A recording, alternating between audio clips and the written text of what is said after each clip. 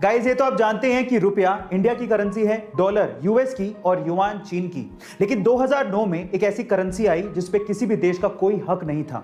वो एक virtual crypto currency थी जिसका नाम है बिटकॉइन। 2009 में बिटकॉइन नया नया था तो लोग उसे इकट्ठा करने में लग गए। ये बात है 22 मई 2010 की, जब फ्लोरिडा के एक बंदे ने 10,000 बिटकॉइन की पेमेंट करके 2 पिज्जा मंगवाए थे। और ये पहली बार ऐसा हो रहा था कि किसी ने वर्चुअल करेंसी की पेमेंट करके कोई चीज मंगवाई हो।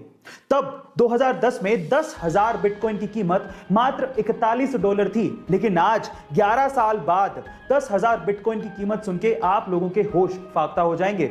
उसकी कीमत है लगभग $500 मिलियन, यानी कि 4,000 करोड़ रुपए। गाइस, आपने सोना, चांदी, लोहा, तांबा, इन सब धातुओं के बारे में सुना होगा। लेकिन अगर मैं आपसे सवाल पूछूं कि भविष्य की धातु यानी कि फ्यूचर मेटल किसे कहा जाता है, तो आप लोग क्या कहेंगे? जी हां गाइस, फ्यूचर मेटल। चलिए मैं आपको बताता हूं।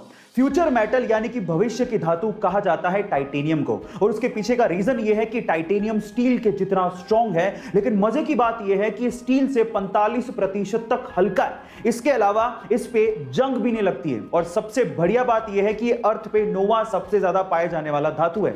इसका मतलब इसकी अवेलेबिलिटी भी बहुत ज्यादा है। और इन्हीं सब प्रॉपर्टीज की वजह से आज टाइटेनियम को एरोस्पेस इंडस्ट्री में, स्पोर्ट्स इंडस्ट्री में, बिल्डिंग इंडस्ट्री में और उसके अलावा surgical implants and equipment industry में भी यूज किया जा रहा है। गाइस, आपको टाइटेनियम के बारे में ये इंफॉर्मेशन कैसी लगी? गाइस, बुक्स एक इंसान की सबसे अच्छी दोस्त होती हैं। लेकिन अगर मैं आपसे सवाल पूछूं कि पूरी ही दुनिया की सबसे महंगी बुक कौन सी है, तो आप लोग क्या कहेंगे?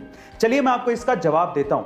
उस महंगी बुक का नाम है द कोडेक्स ऑफ लिसेस्टर, जिसे बिल गेट्स ने 1994 में लगभग $30.8 मिलियन से खरीदा था, यानी कि 200 करोड़ रुपए के लगभग इसको खरीदा था। लेकिन आज के टाइम पे अगर इन्फ्लेशन जोड़ दिया जाए तो उसकी कीमत $53 मिलियन के करीब है। इस बुक को लियोनार्डो दा विंसी ने खुद ने लिखा था। गाइस, आपको ये इंफॉर्मेशन कैसी लगी?